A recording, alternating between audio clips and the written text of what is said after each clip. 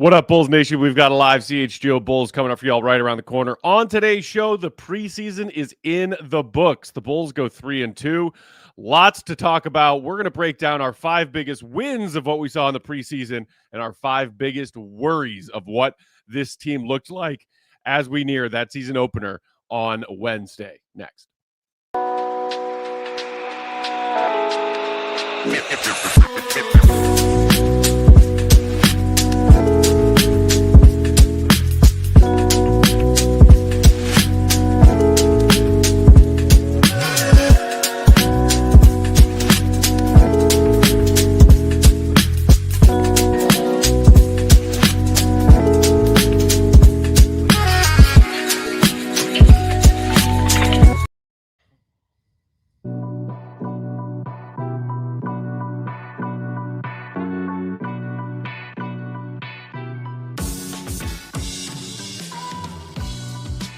What's going on, Bulls Nation? Welcome into the CHGO Bulls podcast. Coming to you live on Friday afternoon. CHGO Bulls, presented by Michelob Ultra and Bet365. The delicious taste of victory deserves something equally superior.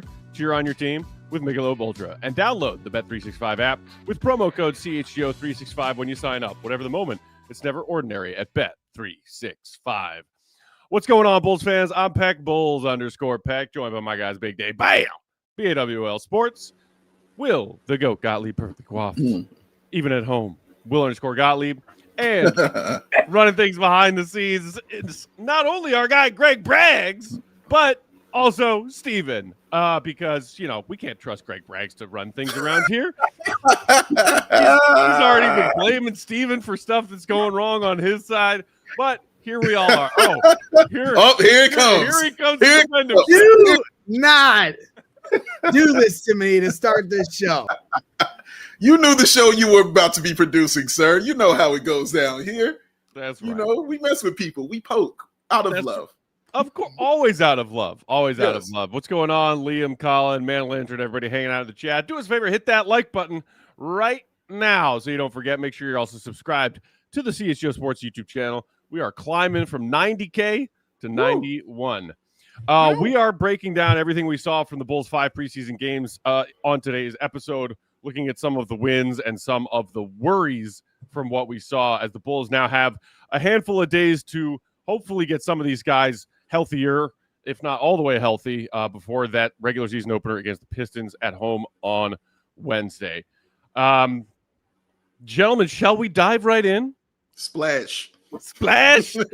I feel like it would be remiss of us to not start the list of preseason victories for this squad with anything other than the name Modest Buzelis. Am I wrong in thinking that? And that's not me being like a skeptic of Coby or Josh or anything.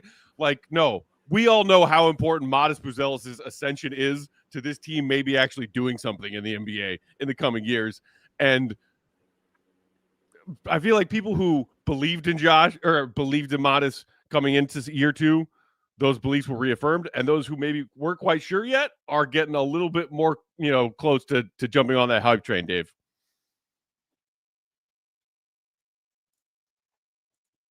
Are you muted? Dave, you may need to unmute yourself. All right, well, while Dave tries to figure out how to unmute himself, go. What? Here he is. Here he is. I'm good.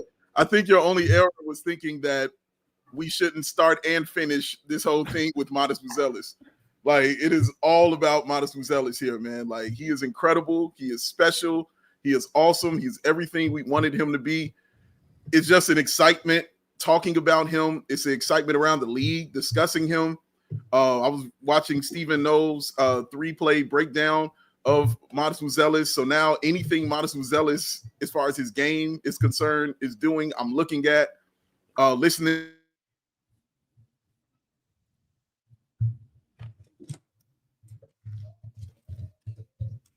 I think we lost you again, Dave. Lost him again. Well, I can take over because I also am very high on Modest, obviously. And I was just talking about this with someone in our Discord for our diehards. So I can give you a little preview of that. But it was a good question from Para, our friend, in our diehard Discord. And I don't know, I feel like I was kind of one of the people that was like, all right, guys, I know there's a lot of hype around Modest. Like, let's just take it easy, though. I don't want to like put too much on him. Because when you set expectations too high or you get overly excited about it and then they don't deliver, I think that can be a recipe for like frustration. And just, I think it's going to take some time with Modest. I still do. But when you look at what he was able to do during the preseason, I mean, I don't know how you could be anything but like impressed. I mean, he blew my expectations away. This was a guy who was clearly getting things in the flow of the offense easily in transition. The shooting looked a lot better. They were running plays for him more. And then on top of it, he was able to do some shot creation. And like that was the stuff that I was maybe even a little bit more wary about, because even in summer league he didn't look that great at it. But I think on the NBA floor with other shot creators around him, you put him in a position where he really can do that, and he's already showing it. So yeah, I still am like not at a point where I'm saying give the ball to Modest and run everything through him. I think the way that they're approaching it is the right one. They're not overloading him. They're not relying on him to be the source of offense, but they are giving him more of those opportunities, and they're bringing him along slowly. I think that's the right approach. But I mean, he was just incredible. And I think that what we saw from him was very sustainable. Obviously it was very efficient, and I don't think he'll be like over 50, 55, 60% on a lot of nights, especially if he is relying a lot on the jump shot. But so many of those points were just like runouts in transition or back cuts and dunks. And like that's stuff that he can do every single night and have a really nice baseline of points and just offense running through him as you continue to bring him along slowly. So he definitely blew my expectations away. I know I was one of the ones that was like telling people to kind of take it easy. But after that, I mean, it's preseason. You take it with a grain of salt. I don't know how you can't be super excited about where he can go from here. That's right. How dare you, Goat, tell me to temper my excitement and expectations for Modest Buzelis Shame. as we neared year 2 of the Modest Buzelis experience. I mean, bless your heart for trying, because I think somebody should have, but I'm sorry, this is a freight train. It's not slowing down. Get on the train, baby. Get on the train. And this is why I kept saying, like, I didn't mind putting expectations on him, because it's expectations that he wanted on himself and he wanted on his game. It's like he said, he's not surprised at his growth. He was like, I know people are, but I'm not. I'm putting the work in. But like Patrick has said that too, and it didn't go so well. So like guys have beats, brother. But that's what I'm saying. Guys have that kind of self-belief and confidence, and it's one thing to say it, and it's another thing to do it, as you like to say, Dave. And so that was the big difference for me. Is like, yes, Modest was talking a big game, but he was also backing it up in a way that, you know, obviously we've seen those flashes, but like consistent scoring the way that he was doing. I still think there's a lot of areas he can still improve on. But yeah, he was just super impressive. You can't say anything else. And also I think it's also sometimes how you're saying it and what you're saying it. Like when Modest did it, I felt it so much more. It's like the difference between musicians. Everybody plays music the same, but there's only one D'Angelo, you know, there's only one Jimi Hendrix, you know, like there's a difference, you know, in that stuff. And Modest just felt different to me when he was talking that stuff. Yeah, I mean, Dave, same brain. I was about to say the same thing. Like, yes, Pat said some of those things in the past. Did any of us believe it? Did any of us believe him when he would say those things? I never did, because I never felt like he believed it himself. We heard the words come out of his mouth, but the way he said it, like, it just sounds different with Modest. Nicholas in the chat saying, Modest, let's see. Some other people talking about Modest's belief. Johnny just saying Modest. If your top 5 victories are not all Modest, then you're wrong. Mantle entrance saying, yes, Johnny, Modest all day. All right. So with that, let's pull up our 5 victories, bragged, if you will, and take a look at them. And I think we collectively decided, guys, that Modest is so important that there are 2 parts of Modest and what we saw from him in the preseason that go on the list of Bulls preseason W's. And it is his production, what we saw him averaging scoring-wise, true shooting percentage-wise, efficiency-wise, the package of what we saw him do offensively, leading Bulls to have faith in the significant portion of the Bulls offense he can have. It's not like he's going to have a usage percentage in the high 20s or anything like that, but if you're talking about maybe a drop-off from Vooch the absence of all-star caliber production from Zach LaVine for the first half, 2/3 of last season, needing that production from Modest. It's not just about the trajectory of what his career looks like it could be, which now after these 5 preseason games, we are all high on too, but it's the immediacy of like, yo, Modest is going to be a real piece of this offense, Goat. Absolutely. And that's what I'm saying. Like, he was getting it within the flow of the offense. You were seeing a lot of the, like, somebody gets the board, pushes the break, and he's running the lane and getting dunks in transition. But it was also a lot of like coming off of screens and getting him into the action where he has a chance to create with an advantage. We saw a lot of those possessions last night. There was obviously the one against Jan Beringer where he kind of took him off the dribble. Like, he's got that stuff in his bag, and like, it looks awesome when he does it. But I think that there's moments for that, but there's also like, he needs to be doing the consistent role player stuff that allows him to like generate the easy points throughout the game. And then, like I've been saying, add that on top and you really start to see some real flashes. So yeah, I mean, he was incredibly impressive. I think the shooting was super efficient. Like, you can see he's a lot more comfortable with that. You can see his base is a lot stronger. His footwork is better. He's able to get into those shots more cleanly. I think that will continue to improve just with more practice. But he just also, he's always been confident, and he's always sort of talked about himself in the sense of like, I know what kind of work I put in. Like, I mean, even going back to the combine, when I talked to him there, you know, he was talking about like, you know, his 3-point shooting. And if he had shot at 35%, he would have been the number 1 pick or whatever it may have been. Like, he's always had that level of confidence in himself. He's always talked about knowing the work that he puts in. And you're just seeing it. And I think like the rate at which he's progressing, to me, it's been faster than I would have anticipated. That was the whole point of me saying like, let's slow down here. But he's blowing through that. Like, he really just is. And, you know, it's preseason. Like, I don't want to make too much out of that, but like that stuff does carry over. And so like, when we talk about some of this other stuff in terms of the pace and in terms of the 3-point shooting and in terms of the defense, we're going to talk about that with a grain of salt, but also as something that can carry over. And I think in that same vein, you have to be thinking about Modest that way too. He was very close to having a 50, 40, 80 preseason. Like, that's awesome to me. And Gold, I love what you just talked about, because it speaks to the humility of him and the confidence of him and how he walks that line.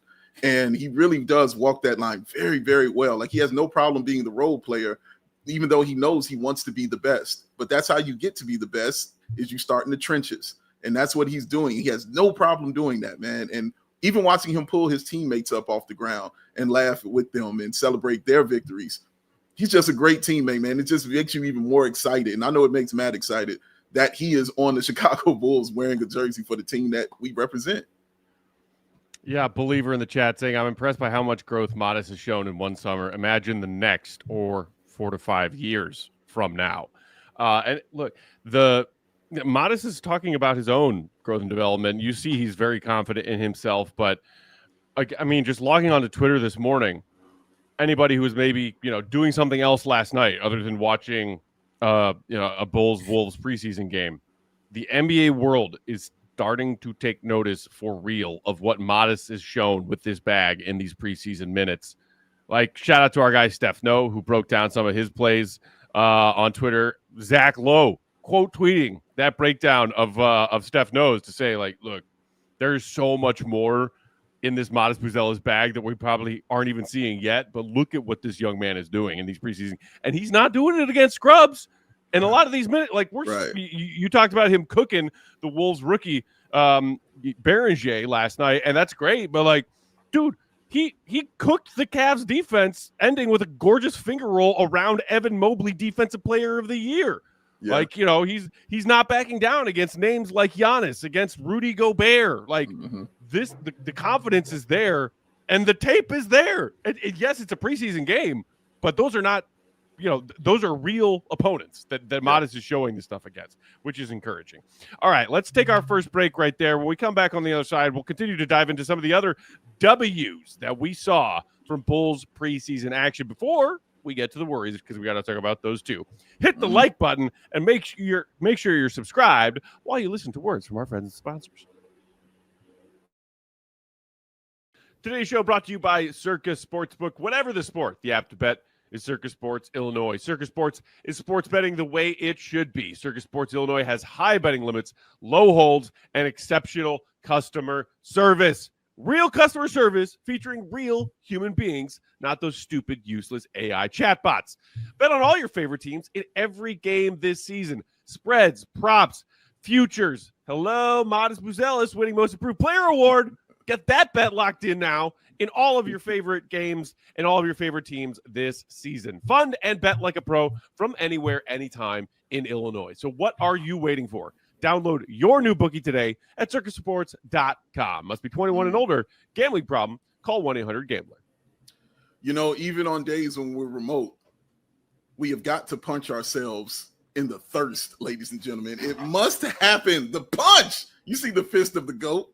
The punch and the thirst must go down. And you only can do that with RC Cola. It's the original cola that does not, and I repeat, it does not fold under pressure. RC Cola is OG Cola in a world of spineless soft drinks. Get out of my fridge, spineless soft drinks. No trends, no gimmicks, no woozies. And for the love of the GOAT, no wazies at all. Yes, Matt, no wazies. See, RC hasn't changed its stripes since 1905. Guess why? Because it didn't need to. Same bold, crisp flavor it has always been. So stock up for all your end of summer parties, beginning of fall parties, back to school celebrations, or just watching the game. RC Cola is the move for whatever you're doing because it's RC Cola, the true taste of Chicago. And we back.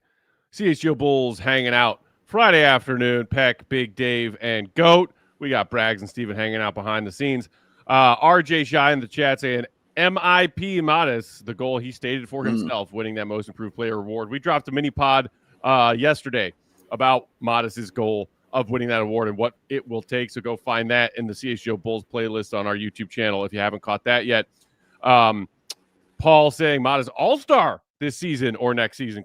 Hey, man, if you want that D Rose trajectory, he didn't win Rookie of the Year. He did make all-rookie second team, second-year all-star, third-year MVP, Modest. Here we go. Also, shout out to our pal Eric from DNVR, who I see lurking in the chat saying, I was first on Modest. Eric, that's adorable. Now, I know you were early on that Modest bandwagon, but when you came to us and said, yo, man, this Modest kid is nice, Modest Buzelis had already been my therapist for months, plural. So, yeah, we've been down with Modest, bro, for a long time. Watch the draft night. I love how NBA Twitter, everybody right now is trying to stake their claim with like, I was in early on Modest, like I was in earlier than you. Oh no, you weren't. No, you were not, sir. Day one. Look at our redraft rankings from this summer. Yeah, there you go. Look at draft night when he got drafted. We were going crazy. It is. Yeah. That's the other thing that I've seen as a trend of people talking about as they've watched some of these Modest Buzelis preseason minutes. Like, how did this dude fall to 11? Which, like, credit to the Bulls front office for not screwing that up. But my God, I saw somebody phrase it like better than getting lottery lucky, as in the Bulls jumping up, which they did not do. That is lottery luck. I mean, well, like in a way, it's like that. it's lucky that they fell to him. It's incredible that he fell to them. The idea of like, sorry, I just want to say like two more things about Modest. The idea of like the Bulls rebuilding and needing lottery luck, like that obviously applies to jumping up in the lottery. It also applies to guys falling to them. So like this is a form of that. And you know, maybe the Bulls in another universe like jumped up to 2 or 3 or 1, and they take Modest number 1 anyway. Like that's fine. But at the end of the day, like they did get the guy. And that's a big part of the lottery too. It's not just like where you end up, it's who you take and who passes. Like you can make an argument that like Donovan Clingan or Reed Shepard or Alex Sarr would have been better prospects that you could have taken.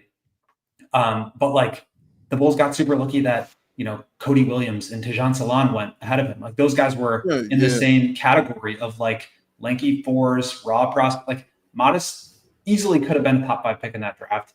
The Bulls definitely got lucky, but that's a huge piece of it. The other thing I'll say, just in terms of, I don't know if we're ready to move on to the next thing, but I wanted to separate like Modest's near-term production and Modest's long-term trajectory as two separate things, because to me, what we saw, and I think what I talked about in terms of his ability to score and what we've seen from him so far in the preseason, to me, that was an indication that he is going to be way more productive than I thought today.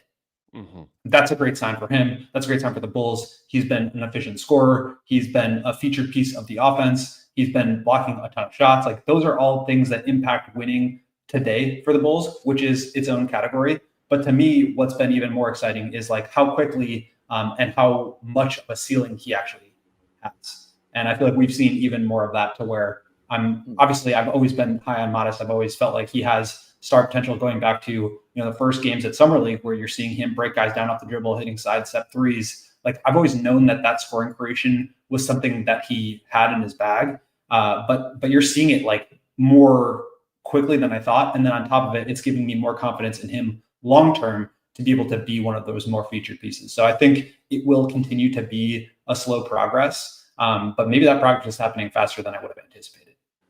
Yeah, I feel you on that, Gold, and I don't have a problem with it happening. We lost him. Dave doesn't have a problem with it happening, guys. You heard it. Our guy Paul in the chat saying, unpopular take, if you love Modest, you have to give some love to AK. You're right, Paul. That is an unpopular opinion because it's incorrect. No, a million times that was an easy pick. That's a layup. How don't you take the dude who was projected to go first and he falls in your lap? You absolutely take that. No, absolutely not. You give him credit for saying, hey, let's take the guy right there. Sure, because that's what you're supposed to do. But it's not like he found a diamond in the rough. The diamond was already shined up and ready to go. And he just picked it out the ground and said, I'll take this one. Well said.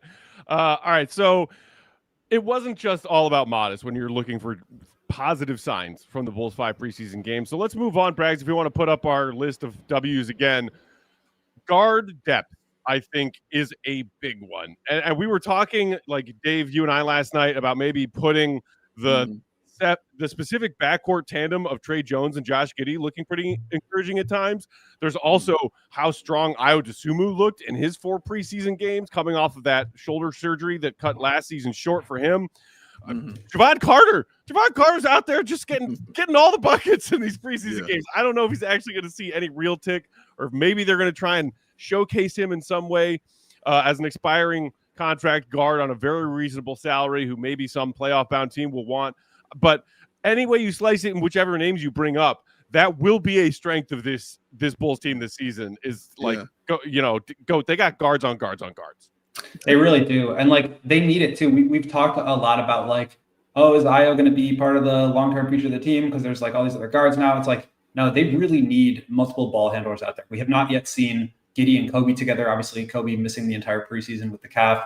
But like the Bulls are going to need to have multiple ball handlers on the court at all times. This is something that Billy Donovan brought up a couple of times during preseason of like, teams kind of know that Giddey is like trying to get the ball up the court. He's trying to go for rebounds so that they can push the break.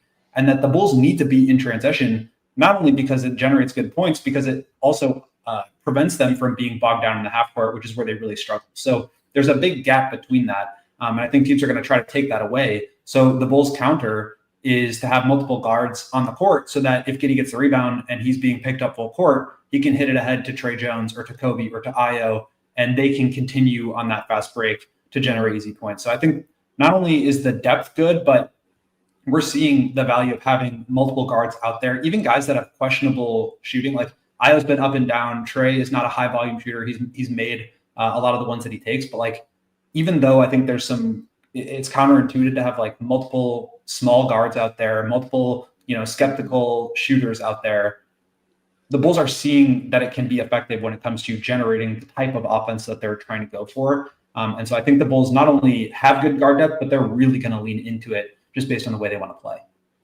Yeah, if you know how to use it, then it's not a problem. And I know that's oversimplifying it, but that's what it is. So yeah, guard lineups around the league aren't really a thing like that, but Billy Donovan knows how to use that, and he knows how to work that. Same way with the 2 big lineup, like Valanciunas and Joker might, a 2 big lineup like that might not work with other coaches. But guess what? It looks great, what I'm saying, with Denver. Of course, Joker is Joker, but it looks great, what I'm saying, with Denver. So it just depends on how you're using the tools that you're given. And Billy knows what to do in those kind of guard lineups. And that's also knowing your team and knowing their strengths and knowing their weaknesses about where those guys play better, at what time they play better, and what they do for you on the floor. It's why Trey Jones is out there, running the half court and doing his thing. It's why Josh Giddey is floating around more. Like, if you're watching these preseason games, I think Giddey is floating around a lot more than I remember him doing during the regular season, and out forgetting the second half of the year, which is when we kind of saw it more. But he's been doing that a lot. And it's gonna continue and trying to be that connective tissue for the Bulls, and that's gonna be great. I'm excited to see what Coby will bring when he gets back. And look at Ayo Dosunmu, my God, like he has just been great. And Mr. Stay Ready himself, Javon Carter, like he understands his role. I'm coming in and I'm shooting, and that's what's going to happen every single time. So yeah, knowing what you're doing and knowing your guys and knowing your team, it speaks well to the coaching style and the coaching strengths of a guy like Billy Donovan and his intelligence and what he's doing with this team. Johnny in the chat saying Trey and Ayo are going to be huge for the second unit this year. Could easily see Ayo closing games in the Caruso role this year too. And Paul saying that he liked the chemistry in general. Made him love the game last night. A lot of chemistry between a lot of these different guards. And again, this is all without the presence of Coby White. So there might be an adjustment period there when hopefully in Wednesday night's game, if he gets the green light and then moving forward, we see what that addition to Coby White in all of these different possible backcourt pairings can do. But also the fact that, like, Johnny talked about Ayo closing. We've also talked about the very realistic possibility that Trey Jones could be a member of Billy Donovan's closing five, including in tight games down the stretch. We'll see, but it is nice always to have options. And so we can move on to the next one here and talk about it for a couple minutes before going to our next break. Speaking of these guards and things that we like to see, look, we saw Josh Giddey do some Josh Giddey things as far as making some creative, passes, especially in transition, setting up Modest for a lot of great off-ball cuts. But to me, the biggest win on Josh Giddey's preseason minutes was how frequently he got to the free throw line. If you're talking about trying to find easy points for this Bulls offense that might struggle in the half court at times, especially against tougher defenses, you can't rely on scoring 115, 120 points a night just on the fast break, just in transition.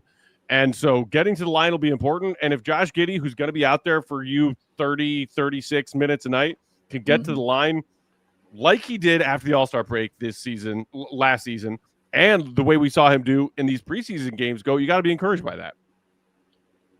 Yeah, absolutely. And I'm glad you brought up like the way he finished last year, because to me, that was the big thing. Obviously, shooting 47% on threes was incredible. That's not something that's sustainable. That's like beyond Steph Curry caliber. So we just can't like depend on that going forward. But hopefully what you can depend on is his ability to create efficient offense by driving and getting the foul line. So the rim pressure, the paint attacks, all that stuff is really key for him to continue to be an efficient player. The first couple of games, I think he was kind of easing in. He had 2 free throw attempts in each of the first 2 matchups against Cleveland. But then after that, 8 attempts versus Milwaukee, 8 attempts versus Denver, and 6 last night against Minnesota. That's the kind of pressure he's going to need to be putting on the rim, not just for himself to get to the foul line, but to create those 3-point open kick-out attempts. That's really going to be a big feature of what the Bulls are trying to do offensively. You get out in transition, you try to score at the rim before the defense can set. If not, pick and roll, drive into the lane, collapse the defense, spray it out, create threes, get to the foul line, get to the rim and finish. Like, they are playing math ball in a certain sense. We spent so many years talking about the 3-point battle and all these different things where they just had a gap that they weren't able to close. I think this is sort of the source of how they can be a much more modern and efficient offense. And really, if Giddey's going to have the ball, it starts with him, right? And so he's got to be the one that gets into the lane. He's got to be the one that we know he can make the right reads, the right passes. Very, very good passer. But the low pickups that he's been doing, creating contact, getting all the way to the rim, finishing, and drawing fouls, that's what can make him an efficient scorer. And then hopefully an efficient driver of offense in general. Yeah, 19.7 attempts is what the Bulls as a team were shooting from the free throw line last season. I expect that to bump up with everything that Goat is saying. I expect that to go higher, especially when you got Josh Giddey creating havoc in the lane like that. I mean, if you're looking at Josh's per 36 numbers in these preseason games, per 36, 7.9 free throw attempts.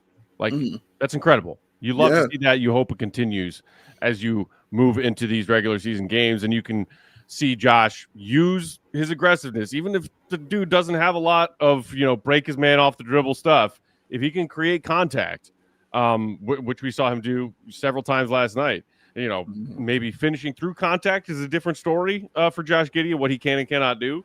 But, and especially I think he only shot around like 75% at the stripe in these preseason games. If he can bump up his free throw percentage while getting to the free throw line that frequently, it is a good thing that this Bulls offense honestly needs. All right, really quickly before we go to break, what is our number 5 on the win list? Goat, I know that this is something that intrigues you, and I saw somebody was talking about it on Twitter last night. Yes, the Bulls were among the league leaders in pace last season, possessions per 48. I think they were actually second in the NBA behind maybe just Memphis, if I'm remembering correctly. That's right. But that the pace of preseason, like the league leaders of last year in the regular season, would be middle of the pack pace-wise in these preseason games. Right. That was a good stat from Billy last night rather. Last year, Grizzlies led the league in pace at 103.7. 103 would be 16th. 103.75 would have been 15th in the preseason this year. And so that was a big question I had about the Bulls. Was like, are they going to be able to continue to like bamboozle teams with their speed and with their pace? And the answer is yes. During preseason, their pace was 107.3. And so they have scaled up their pace along with the league, and that continues to put them towards the top of the league, which, as we've just talked about, is what they're going to need to do in order to generate efficient offense. So that was a big question I had about them. Can they take that pace a step forward? Billy kind of joked with me about it a couple of weeks ago. He's like, we can only run as fast as our legs let us. But apparently they can run as fast as 107.3 points per possessions per game. Well, actually, Billy, that's awesome. All right, let's knock out our second ad break right there. When we come back, we'll dive into some worries we have after watching 5 Bulls preseason games. And if we got some time left over, we can do honorable mentions in each category that we haven't gotten on our official lists. Hit the like button during these ads if you haven't done it yet, and make sure you subscribe. Also have to send a big shout out to my guy, Ray, from Ray Chevrolet, because they have got deals that's sweeter than candy that makes your Halloween fine and dandy. And you get that at Ray Chevrolet in Fox Lake. Come in today and shop the No Tricks, Just Treat sales event and drive home with 0% financing, $0 with no payments until 2026 and 0 hidden fees on select new Chevy models. Or check out their selection of over 125 vehicles priced under $20,000. With one of Chicagoland's largest Chevy inventories, you're sure to find the perfect vehicle for yourself. And one of the top selling Chevy dealers in the Midwest, they're able to keep their prices competitive, so you know you're going to get a great deal. Plus, Ray's Price Promise lets you shop confidently because the price you see is the price you're going to pay. So don't miss out on the No Tricks, Just Treat sales event going on all month with 0% financing, $0 down with no payments until 2026 and no hidden fees on select new Chevy models. Shop Ray Chevrolet in Fox Lake or raychevrolet.com. They've been serving the community since 19. Today's show also brought to you by Eye on the Ball. Hey, coaches, listen up. If you are looking for more athletes to train, Eye on the Ball is where you need to be. It's simple. Just create your profile, upload your background check, and boom, you're in. They're also offering a new promo right now for coaches signing up, offering 6 months free. Then just $50 a month or $500 for the year. Athletes of all ages and all sports can find you directly. And here's the best part. Eye on the Ball doesn't mess with your schedule, your payments, or your business. You are in full control. They just connect you with athletes who are already looking for a coach like you. So if you are ready to grow your coaching business and reach more athletes, go check it out right now at eyeontheball.net. That's IEYE ontheball.net. Don't wait. The athletes are already out there looking for you. Rolling along Friday afternoon, CHGO Bulls, Peck, Big Dave, and Goat. We got Braggs hanging out behind the scenes. All right, gentlemen, let's talk about what worries us after 5 preseason games for the Bulls. Braggs, if you want to throw that list up of concerns. And this one, I think, is right to be number 1 on the list. Not necessarily that these were ranked from 1 to 5, but because of how much Billy was harping on it, that AK has harped on it throughout the offseason, and that their media day comments about what they want to do this season. Bringing in Isaac Okoro, great, but as a whole, this team needing to be more physical and tough, let alone competent defensively. I watched 5 preseason games, especially the early minutes when, the real guys were out there, the projected starting 5 was out there. this team's defense is going to be bad. At least I think for the first months, plural, of this season. Maybe they can figure some things out, but we know about the issue with rim protection. And when that's an issue and your perimeter defenders, point of attack defenders also struggle, it's just going to create a whirlwind of problems. And my God, the free throw attempt number that they gave the Denver Nuggets on Tuesday night. I mean, Dave, you're the optimist of the bunch. So, I mean, how worried are you about the Bulls trying to like change this defense and what they're doing identity-wise on the defensive end?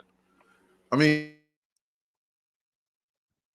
the Dave mic is gone. Go ahead. The defense definitely was not where I think the Bulls wanted it to be. I think that's a thing that is going to, one, take time. I think, the Bulls are trying to do a lot more in terms of physicality. Obviously, that was the big buzzword. At the same point, though, and I think I said this last night or recently, like, I do wonder if it's just like a personnel thing. And like, you can try to ramp up the physicality, you can try to ramp up the defense as much as you can within what you have. But at a certain point, same way on offense, like you're just going to need more defensive talent in order to really get after it that way. Okoro, I thought, was good, not great. Certainly on offense, he did not play super well, which is fine. I expect him to have better games. But defensively, it's just so hard to ask him to do everything. And he was getting in foul trouble. They're playing good teams. Like the teams they played were all really elite teams. I mean, Cavs, Bucks, Nuggets, and Timberwolves, all really good teams. So that's a challenge I think the Bulls wanted to take on. But at the end of the day, they still are just not an elite defensive team. They're not. They don't have elite defensive personnel. And so I think they're always going to be sort of swimming upstream in that sense. But I do think that there's like a level within what they have and within what they're capable of that they can get to that will help them. But I just don't think it's like a switch that you can flip overnight. So I think the following is a big one. Not turning the ball over, that's going to prevent teams from getting out in transition. I think that will help their defensive efficiency. There's little things throughout the game that I think that can do to help themselves that don't necessarily require them to have like elite defensive stoppers. But like I said, at the end of the day, like they're just not a team that is built like the Thunder, where you have like Case and Wallace and Caruso and J.W. and Shea and Hardenstein and Chet's. Like that is a team that is built to be an elite defensive team. The Bulls just are not, and so they have to make do with what they have.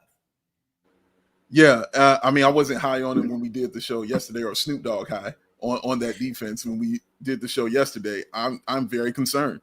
I'm very concerned, especially how it's going to start out, because you just mentioned they played elite teams in the preseason. Well, look at the start of the schedule for the regular season. That's going to continue. They got some teams they got to go up against that are going to be physical and who have really good offense. And if the Bulls don't have that together by game one, when they play the Detroit Pistons, it could be a tough one, man. They're going to have to combat it with their offense for sure, but it can be a really tough day at the office, man, trying to stop those type of teams, especially those younger teams who also like to run and have that same kind of stamina that you might have, but they're also physical and they also are good in the half court. So the Bulls are just going to have to outscore them and use what they can do well. And Will, I said this to Matt, they're going to have to use those big box stats and not the underground defensive stats. And when I mean big box, I mean steals, I mean blocks. They're going to have to get those kind of things going more so, because we can't look at,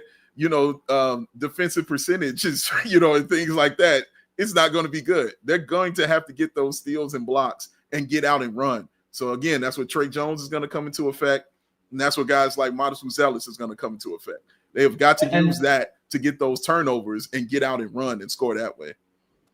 Sorry to cut you off. I wanted to also bring up a point that Billy talked about the other day, which was him sort of coaching up Modest on the sideline. I think it was against the Cavs.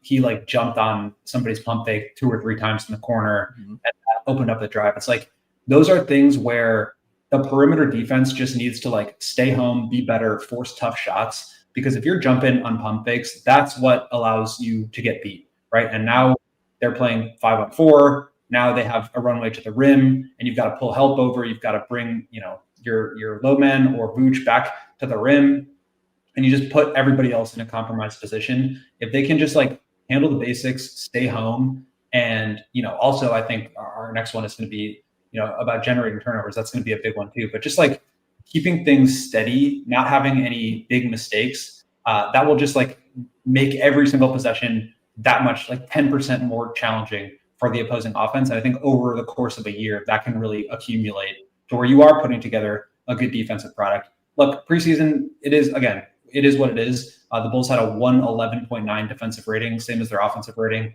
That ranked 25th in the league, but like that's a pretty good number. And I think maybe the league is just getting better defensively around them, and that would be a cause for concern. But I think that like again, they're not going to be an elite defensive team. Can they just be steady enough, and can they get to another level within what they're capable of? I think that example with Modest is a perfect illustration of like what they need to do to just be, 5-10% better every day. Yeah. Quick shout out to Brett for the kind words in the chat. Thanks for being here. Johnny saying Bulls play offense out there, no D. And go. You mentioned the defensive rating, and just to kind of add a little bit on top of that, and shout out to our guy Eli Schuster of Bleacher Nation Bulls. I saw he pulled some of these stats on Twitter this morning in preseason, and like there is a slate of preseason games tonight, the final preseason games across the league. So the Bulls are done, so these might alter a little bit depending on tonight's action. But after the Bulls' 5 preseason games, they were 28th in opponents' 3-point percentage, 25th in rating, as you mentioned, Goat, 25th in opponents' points in the paint, and created just the second fewest forced turnovers. Like they're like everywhere you look, there's defensive problems. All right, with that, let's move on to our next worry. Braggs, bring back up that list. What do we have on our list of concerns for the Bulls after their preseason? So this one kind of coincides with the defense as far as lack of forcing turnovers, but I think I just put turnovers in general because the Bulls were also turning the ball over a lot themselves offensively in, I think, all but one of their games this preseason slate. I think they had one game where they only turned the ball over 10 times, and that was their best figure there. But especially when you're talking about some of these early holes the Bulls dug themselves, regardless of who was in that starting 5, turnovers were a big reason for 3 of their 5 first quarter double-digit deficits. So turnovers right now appear to be a problem on both sides of the ball. Yeah, you remember game 1 immediately, like how they kicked that off. God.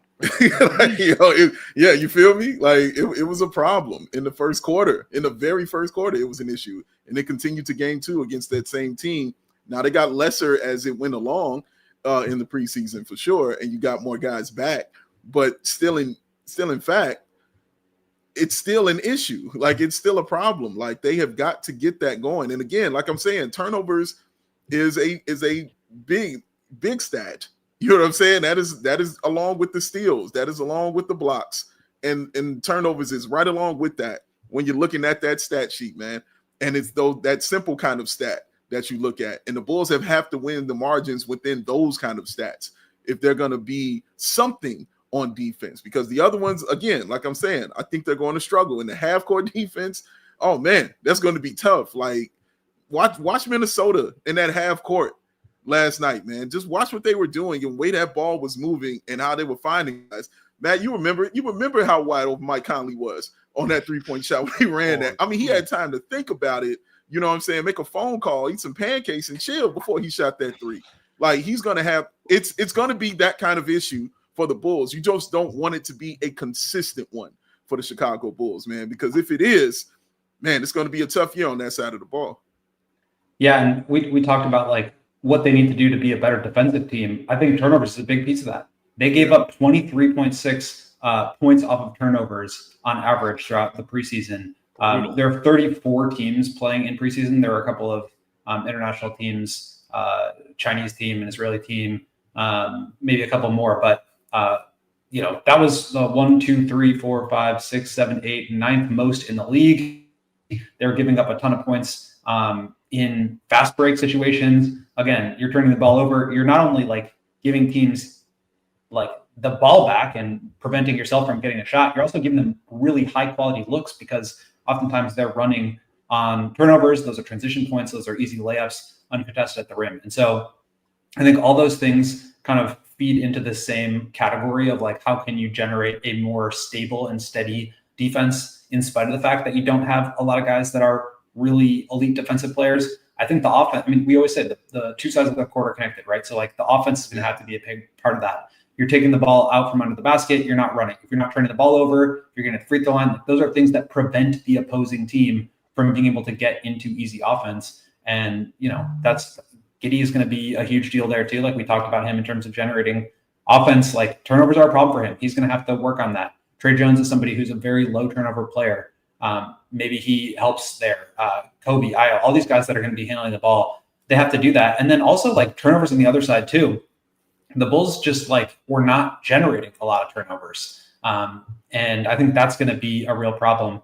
Their opponents, I've got too many tabs open. I'm not gonna be able to find this, but they need to be generating more turnovers so that they can get themselves into those opportunities. And yeah, they weren't doing that either. I think that comes back to the physicality piece. There was a possession, I think it was last night where Trey just they were kind of in more of a zone, and Trey stole the ball, just easy layup in transition. Those are the kind of plays that are going to help them stay afloat on both sides. And I think without a lot of elite defensive rim pressure, obviously modest notwithstanding, they're going to need to generate points that way, and getting steals is a great way to do that.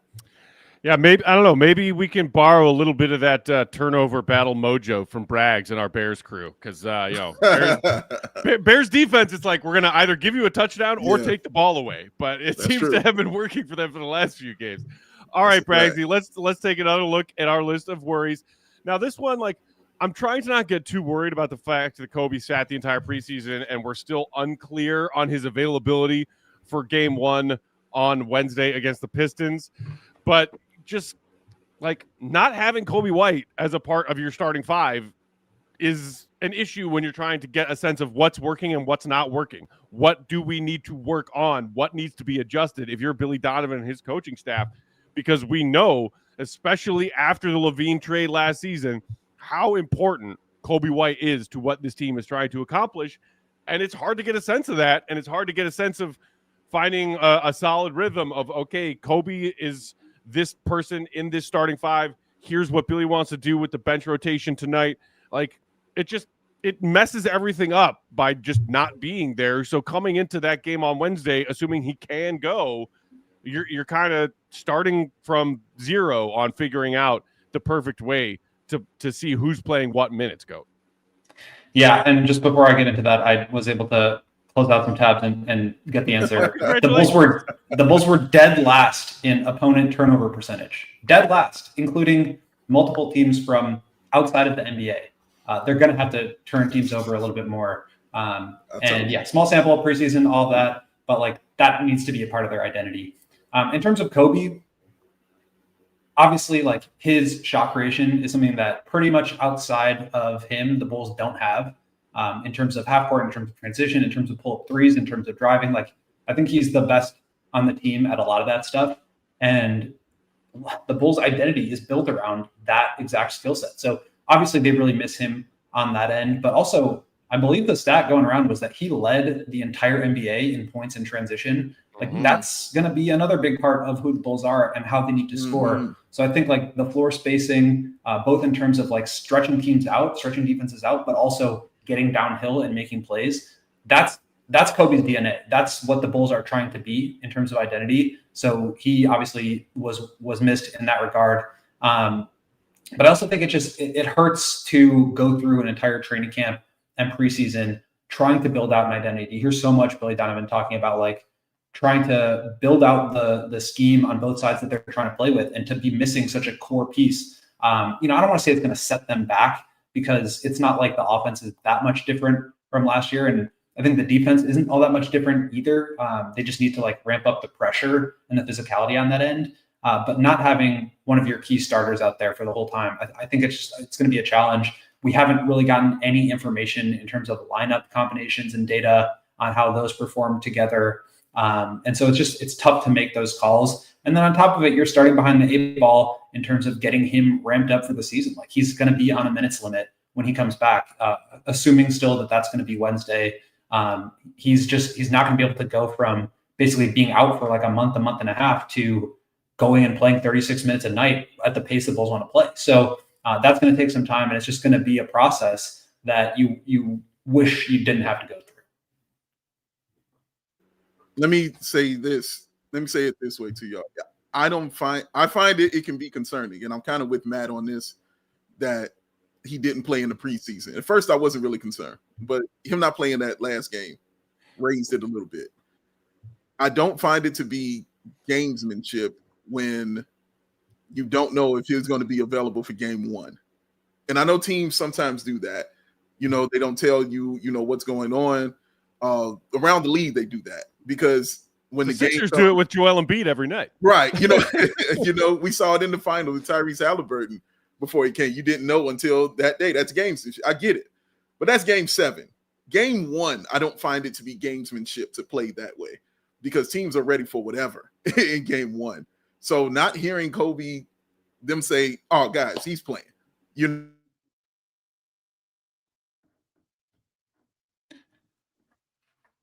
Well, sorry, I just wanted to highlight Johnny's comment, Goat, saying Coby traditionally starts slow as it is, so him finding his rhythm coming off an injury could make that take even longer. Yeah, I mean, absolutely. That was kind of the point that I was trying to get across. I want to sort of dispel that. Like, obviously, this is just like what the team and what Billy has been expressing to the media, so you can believe that for what it is or not. But like the sense that we've gotten is basically that Coby is pretty much on track to play. He has not yet done like full 5-on-5 contact, and that is what is in the plans for today, tomorrow, through the weekend and up to Wednesday. Basically, I think the reason he did not play in this last preseason game is because typically the team flies back on the team plane after a game. Because the game was a little bit of a later start in Denver, they stayed overnight there. And so they didn't practice on Wednesday ahead of the Thursday game, and they felt like that just wasn't enough time to get him fully ramped up. And like I said, he's been off basically for he said he on media day had the injury in mid-August. So that's almost 2 months ago. Depending on when exactly it was, we just don't know. But so I think it's hard to expect him to be full go, ready to play right away. I do think that he will be out there Wednesday. That's the sense we've gotten. Obviously, that could change. They're going to take these next couple of days to get him in as best of game shape as possible. But again, he is going to be on a minutes limit when he comes back, just because not so much about at least this is what Billy has said, not so much about the calf itself, but more about the time that he's been out, the pace that the Bulls want to play. They don't want to throw him out there if his conditioning is not right. And then also on top of it, you are being cautious about the fact that it's a calf pull. Those have sometimes led to worse injuries. But I'm not putting a lot of stock into the idea that there's some conspiracy around his health and that he's not going to be ready to go, or that there's, I don't think it's a gamesmanship thing. I think it's Coby's just not in game shape right now. And there's no point in putting him through the ringer of preseason games when those games are exhibition and you still have a couple of days after that to get him into game shape. So we'll see, but that's what we've been told so far. Yeah, and I'm not using it as a conspiracy. I'm not trying to be with my tinfoil hat on with this right here. I'm just saying it concerns me. And I feel that people are right to be concerned when they heard he was playing in the last game of the preseason and he didn't play. And, he's still going through it to get ready. I think he will be ready for Wednesday to play. It's just not hearing that he'll be out there. Not hearing it is what is giving people pause and making them be like, is okay. All right, we'll wait and see. So you're kind of in a wait and see mode, just waiting to land the plane, and you just want to land the plane to get off and go on about your day. Because I think they're also waiting to see how he responds to the full contract that he's going to go through too. So obviously that could change. If he re-aggravates things, then then there would be more concern or cause for concern. But for where we are right now, it seems like everything is still kind of going according to what the expressed plan was. So assuming Coby is available Wednesday, that leads us to the next item on our list of worries, Braggs, if you want to bring that up again, because it's the fact that I don't think after 5 preseason games we got an answer for who this team's starting small forward is, or even if you want to define it as just who the 5th starter will be, along with Coby, Josh, Modest, and Vooch. Obviously, all of the talk has been centered around a handful of names: Isaac Okoro, who they brought in via trade, Kevin Huerter, who was limited for large portions of these 5 preseason games. They did see him back in action in the finale last night. Isaac Okoro left the game against the Nuggets, did not return in the second half, and did not play in the finale, and did not look all that great, especially on the offensive side, when he was out there playing. Neither of them, to me, grabbed that starting spot in 5 preseason games, some of which they each missed time. Tre Jones has looked pretty darn good. Ayo Dosunmu has looked pretty darn good. But if you ask me right now, who's the Bulls starting 5 on Wednesday, assuming one of them is Coby White, I have no idea who that other name is, aside from Giddey, Modest, and Vooch. Not a clue. That's fair. That's very fair. I still think it'll be Red Velvet to be the start. I still think it'll be Kevin Huerter, but I'm not going to put any money down on that. But I still feel like that's what it's going to be. But you're right, Matt. Like, the fact that nobody reached out and grabbed it opened the door for guys like Tre Jones, opened the door for guys like Ayo Dosunmu to get into this conversation. You wanted that conversation to be closed, and it just got a little bigger, you know what I'm saying, with what we can discuss about it. So we'll see how Billy is feeling about the matchup against the Pistons, because I'm sure it's going to be matchup based going forward, unless somebody in game 1 just balls out at that position and is great at it. I think it might be matchup based going forward. Yeah, and that's kind of the sense we got from Billy last night. I mean, I wrote about it, just the way that he talked about the starting lineup. And I'll just give you the quote since it was a pretty interesting one. He said, I talked to these guys about it, and it's not probably necessarily conventional just from the perspective of, I think we have to get out of the old school NBA mindset. Here's my rotation. Here's when I go in the game. Here's how many minutes I play. I just don't know if we're going to be able to do that. He wants to be flexible. I think he understands that. And look, if there was somebody that was like clear cut, this is the best player in this position, this is the best guy who gives us a chance to win, then I think that person would have the starting spot. I do think Billy is going to be a little bit more experimental with rotations. I do think guys are going to have shorter stints because, as he said multiple times throughout preseason, guys are not going to be able to play 10 straight minutes the way we want to play. So I think there's all these different things going into it. I think it'll be a Okoro. I probably would go Huerter or Ayo just because I think the offense would sort of hum a little bit more with those guys out there. I don't think there's anything wrong with going with Okoro. I think they need somebody who can take on the big defensive wing assignments. And if he can hit open threes and make the right cuts, then I think he'll be a great person for that role. But I agree, like we don't know yet. And I think part of that is the Bulls wanting to play fast, the Bulls wanting to be, matchup dependent. But I also think part of it is no one's really gone out and grabbed that role and earned it.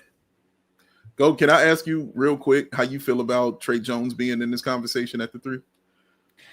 I mean, I like Tre a lot. I think he's a great player, and I think he has been a good pairing next to Giddey. I think it's a little tough with Coby out there too, just because you're basically playing, no defensive players and still not having like an elite 3-point shooting attack. So I think that he obviously gets you into actions. He helps you get up the floor. But I think Coby can kind of take on some of those same responsibilities and also give you the dynamic shooting that nobody else on the roster has. And so with Coby and Giddey out there, I do think you either need a lot more floor spacing and movement shooting or more of a two-way player who's maybe not as dynamic with the ball, but still can hit shots and also defend. So I think Tre's like, if you're going to put him in the starting lineup or like have him start spot games, fill in for Coby, I have no problem with that. I totally trust him in that role. But I think with Coby and Giddey out there, you need someone a little bit bigger. Colin in the chat saying Ayo is a better Okoro than Okoro is. And Georgia 2X is saying, I just don't like Isaac with the stars. Look, I have held the belief since the trade that Isaac Okoro was going to be in that starting lineup, because you don't trade for a guy like that without seeing him as a big piece of your team, a starting piece of your team. But I didn't feel more strongly about that after watching his preseason minutes. But you said, Goat, still possible. Maybe he plays the Keith Bogans 2.0 role. Maybe Okoro is this team's starter at that spot, plays some important defensive minutes. But you look at the box score at the end of the night, you're like, oh, he played 19 minutes tonight? Okay, cool. All right, last item on our list of worries, or at least the ones that we fit in. And as we do that, just a quick reminder, we can head to overtime here, Braggs, if you want to cue that up, and remind everybody, if you want that bonus coverage, to head to allchgo.com if you've been watching on our various streaming platforms and services. Okay, so Noah Asenge, the Rook, we weren't quite sure what we'd see as far as number of minutes, his role in Billy's rotation in the preseason. Don't know if it will be close to what we saw in these preseason minutes, but my educated guess would be we will see way less of Noah Asenge in these regular season games that start on Wednesday than what we saw from him. We saw him get some second quarter minutes in some of these preseason games. I do not anticipate that to be the case. It's not that I'm worried about, Noah's not going to get a lot of minutes out of the gate, and that worries me for X, Y. Like, it's more so, I would phrase it more so as a disappointment than a worry, because I think Noah Asenge being good and developing him as a young talent is more important than the Bulls trying to win games this season. That's just me, but I think we're going to lean into what we know about Billy Donovan and this team's stated goals, humble as they are. We're going to go out there and try and win every game, every night. I don't know where Noah fits into that picture, Goat. Yeah, I tried to ask Billy about this in a way that would hopefully get the best possible answer out of it. Just in terms of, his ability to impact the game and like contribute to winning, and where he stands in that relative to where Modest was at this time last year. He kind of said like maybe not as advanced as Modest was offensively, but maybe a little bit more advanced defensively. So that gives you some hope maybe that he can go out there and earn some minutes. I think with the pace and the amount of players that the Bulls are going to try to play, like there's a chance he gets in. I don't think he'll be part of the like top 8 or 9 in the rotation, but maybe he gets that 10th or 11th spot, and depending on injuries, depending on whatever it may be, he gets more opportunity. But again, he's still competing with like Julian, Dalen, who have years of experience on him in the Bulls system. Patrick, who obviously had a much better preseason, and will probably be playing, I think, just based on his performance a little bit more. There's just a lot of guys. And so I think it's going to take some time. The Bulls would argue that like playing in winning games is player development. Like, I think that there's sort of this notion that like minutes equals development. The Bulls are looking at it as like contributing to wins equals development. We can agree or disagree with that, but I think that's kind of how they look at it. And I would guess Noah plays a lot with Windy City. I think that will be good for him. I also think it'd be good for him to get some minutes. I mean, we talked about Modest and how much he played last year. He was still averaging 13 minutes a game through All-Star break. And so I don't think Noah will be getting as many minutes as Modest did. I also don't think he's like quite as advanced as Modest was, but at the same point, I do kind of think he needs to be out there in real NBA games in order to be a part of winning, in order to contribute to what the Bulls are trying to do. And so I hope that he gets out there. And I agree with you, Matt, that like him developing and him turning into a player is like probably second to Modest, the most important thing for the Bulls long term. And so, yeah, you want that to be a priority. I just don't think it will be right away. Yeah, that's perfectly said. I think just to just to mess with it a little bit, the fact that there's nobody telling you at the 3 that they want to be the 3 kind of keeps the door right there for SGA to get minutes, not to start, but to get minutes. That's it. Just that aspect of it, like that, might allow him to get in there and get some minutes and see what he can do. But again, it's about defensively with him. And again, when the Bulls. Oh, we lost you again, Dave. Fine Day saying this team is so young, there's zero reason for Noah to not be getting minutes. Again, it's all how you approach it. And Goat, I think that point you brought up is an astute one of how the Bulls view developing young players. Do minutes equal development? Not necessarily in their eyes. But again, when it came to Modest last season, we were like, we took issue when it seemed like in the minutes he was getting in the earlier stages of a game, Modest was positively impacting the game. Yes. And then we wouldn't see him again. Like that, as a fan, is what drives me crazy. So if Noah, when given spot minutes, goes out there and positively puts his stamp on the game, then maybe you will see his minutes grow the way that we finally ultimately saw Modest's minutes grow, because we're not going to go throw an 18-year-old kid out there just to give him minutes if he's ruining a lot of stuff with his individual mistakes for his team and his teammates around him in our attempts to go out there and win this game tonight. And I understand that. That's fine. I just, I think tempering expectations for Noah is the right way to go right now. Whereas coming into year 2 of Modest, I'm telling everyone, screw temper. Throw more on the expectations pile. Go ahead. Sorry, just one more thing. Yeah, I think it comes down to like your willingness to tolerate mistakes. Like, I don't think anybody would sit here and argue that Modest wasn't an impactful player. I just think he was more mistake prone than the other guys at his position last year. He just was. True. That's an inexperienced thing. I think Noah, his basketball IQ, his ability to like read the game and know where like the ball should go, where to space the floor, I think that's pretty advanced for somebody his age. Certainly the experience in Germany helps, but I still think he's going to be more mistake prone than anybody else on the team just because of the fact that he is the least experienced. And I think that's something that Billy just has a hard time with. So I think that's probably what contributed to Modest's minutes situation. And I think it's probably why Noah at first will not be getting minutes, but hopefully he's able to learn that stuff quickly so that he can. All right. Well, again, these were just 5 wins and 5 worries from preseason that we saw as some of the most important, some of the most glaring. There are others that we will continue to discuss as we get ready for that regular season tip off on Wednesday. We got shows for y'all Monday and Tuesday next week to kick off the season. We're going to be doing season award predictions, regular season awards for the league, for the Bulls. We're also going to be looking at the Eastern Conference and trying to predict win-loss records for not just the Bulls, but all of the teams that they're going to be fighting for in that middle of the pack in the East. So lots of fun stuff to get to on the first episodes next week before that big opener that we will be doing pre and post game for on Wednesday night. In the meantime, Blackhawks back in action tonight. They got a big win. What did they put up? 8 goals the other night? Shout out to them.